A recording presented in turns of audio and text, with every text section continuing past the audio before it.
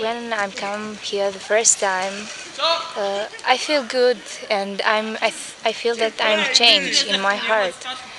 Now I don't know. I listen people. I learn to listen the others. I learn to trust in the others. I learn to have responsibility because before I don't have much responsibility. Often the stories that make it to the West about Romania are very negative and show the ugly parts of Romania, but Romania actually has much more beauty than ugliness. Though Ceausescu and the communists destroyed much of it, they weren't able to destroy all of it. They were busy with many things, and so lots of areas were left untouched, thank God. And we travel around Romania a lot and always get asked, why have we moved to Romania? Why have we left America to live here? And they're most disbelieving when we tell them where we live in Romania. They cannot believe that we would choose to live in the Jiu Valley. For most people in Romania, this is the poorest area of Romania, and most have never been here nor want to come here. The Jiu Valley definitely is one of the poorest areas in all of Romania. Our town of Lupan, of about 30,000 people, has an unemployment rate of 56%, and it is in some ways the part of the darkest legacy and the most devastated ruins of a failed ideology, which is communism. The concrete buildings and the architecture is very unsightly. So for us to bring kids up a chairlift 20 minutes onto the side of a mountain where they can hear running water and be on the mountain picking blueberries, be in the heart of nature is incredibly transformative. We do orienteering with map and compass, and just as there's a pathway here, we talk about life as a pathway, and that your values is like setting the degrees on the compass, and that if the degrees on the compass is off, your life is going to be off, and you're going to end up lost out someplace in the woods. So the metaphorical value of a lot of the things we do in the program transfers very well to life. Communism systematically tried to breed distrust between individuals and even in families. It's hard to have trust in people. People say one thing and they do another because people were taught that in socialism. In socialism there was this Romanian concept, and it was found in other East European countries too, but the Romanians call it dedublare, being duplicitous, that you have to be one thing in public and one thing in private. The Viata program, its principal goal is the imparting of positive values to the young people of the Jiu Valley, and we feel that that contributes to the sustainable development of this area. The Jiu Valley, like other places in Romania, has suffered, I think, from 50 years of socialism in a certain way. Certainly the miners benefited to a good extent from socialism. They had high salaries, they had secure jobs, they were lauded in the socialist press, but it also gave people what Romanians call a fuga de răspundere, running from responsibility, that there is no very strong civic culture. There's three things necessary for long-lasting development of moral personality, or whatever you want to call it. The three things are role models, which we provide through the leaders in the program. Another element is the experiential element of them actually experiencing themselves, trusting themselves and trusting other people. And the third part is actually a credible intellectual context, or a credible narrative within which these values make sense.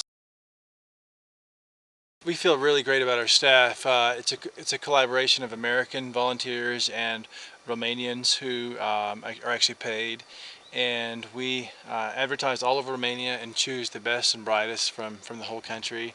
The kids don't have heroes, and I think for the first time they're coming in contact with a person who they can really look up to and be a role model for. Different strengths within each culture make for a more well-rounded program, and we have things to offer each other. And as a group of Americans and Romanians, we make a well-balanced team and learn a lot from each other. In my experience, the best staff person, the best facilitator for this kind of work is someone who really has the ability to walk in someone else's shoes. And I always feel very privileged, and I think a good trainer is privileged to be part of someone else's learning and growing. And so it's having the ability to step back, to be very watchful, to be able to provide a mirror or feedback, to intervene if needed, to provide that word of encouragement. So I think a good facilitator will be watching for that, reading the group and finding what levels of challenge exist and encouraging people to move to the edge of that challenge, or that, whatever you want to call that, that learning zone. Sometimes I think it's a place where people are just a little uncomfortable, not wildly out of control, but a little uncomfortable, because that's where the learning happens. And a good trainer will know when to nudge, when to step back, when to challenge, and when to let go. What I really believe about adventure is that it has the power to change lives. And what you see, what you've seen and what you see behind us are fun things to do. And that is part of why this is so effective, because people really enjoy themselves. They really have a great time when they're playing together. But behind it all is a philosophy of learning that involves staged, sequenced experiences that deal with certain issues that always happen in groups, such as building trust, building a way of working together, like norms for a group, and then experiencing those norms through the activities you use, and then taking that learning that happens, that inevitably happens when you're working as a group, back to the discussion that happens afterwards. What happened? Why did it happen? And what do we do with this after it's happened? We believe the reason why this program works so well is that we didn't invent it. It actually goes back 50 years, and we're standing on a lot of people's shoulders. And we actually work with a company called Project Adventure, who pioneered this type of experiential education in America. It is simply a proven and effective tool for developing positive values in young people. And if you employ more of the senses, you can see it, you can hear it, you can taste it and smell it, but if you do it with your hands and get your hands dirty, that's really when you feel it in your gut. And when you have that visceral feeling around, like, I'm really afraid, because I can feel it here. Think about anything that you've really learned to do in your life, and like riding a bicycle, for instance. You know, someone can tell you how to ride a bike, and maybe a parent or a friend held the seat, you know, the saddle, as you sort of began riding a bike, but it wasn't until you actually began riding the bike yourself, and probably fell a few times, that you got, aha, so this is how one rides a bike. And I think experiential work is the same way. It's that, aha, so this is how you do it. The stories you read when your mind is young and your imagination is malleable have a very powerful effect on your life and influence. And also the stories that are prized by a society say a lot about that society, about their past and their future. One of Romania's favorite stories is about a shepherd who learns of his death prior to his death occurring and resigns himself to it, doesn't fight it.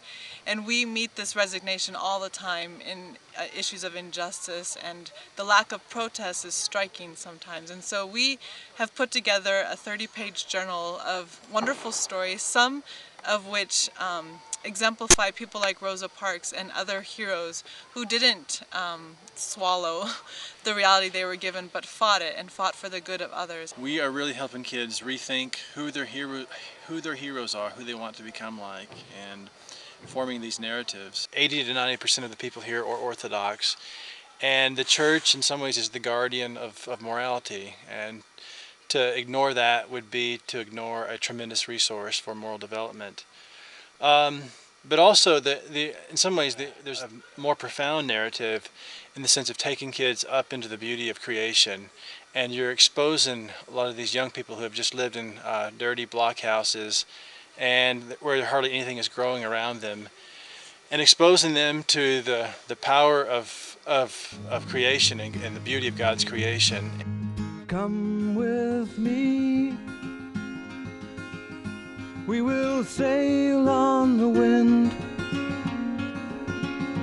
we will sway among the yellow grass. When you be beside me, I am real.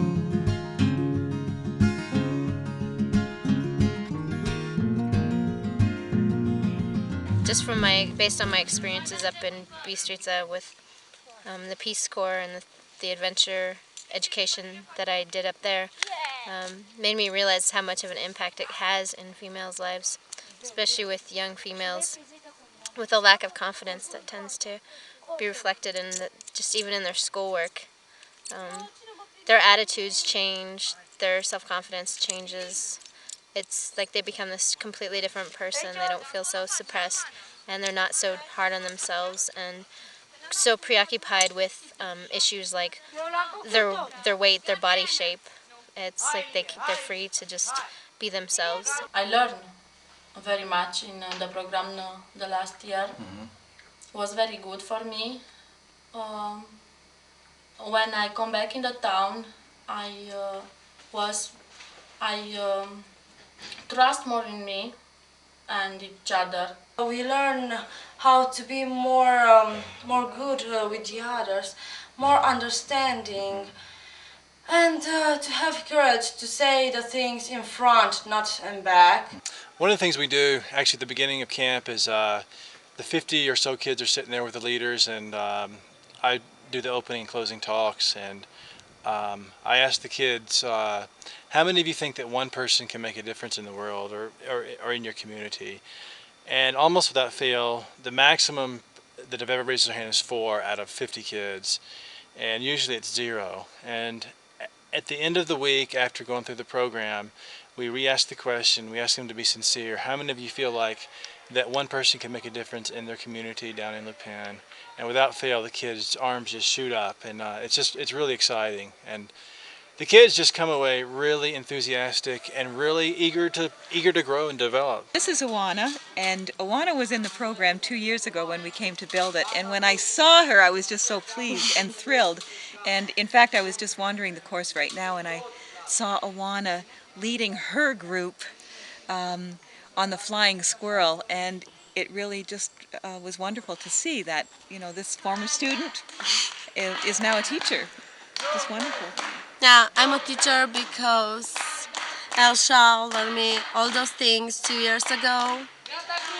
And when I came here for the first time, I was kind of selfish. I was thinking only of myself.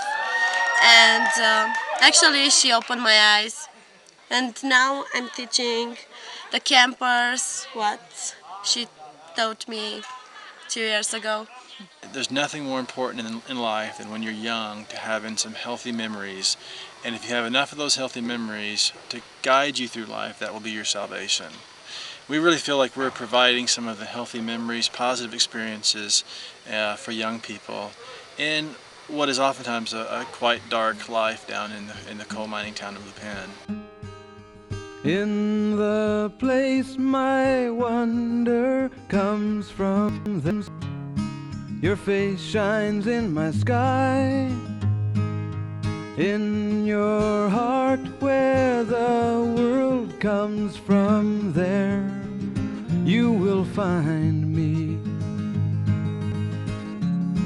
Your eyes dance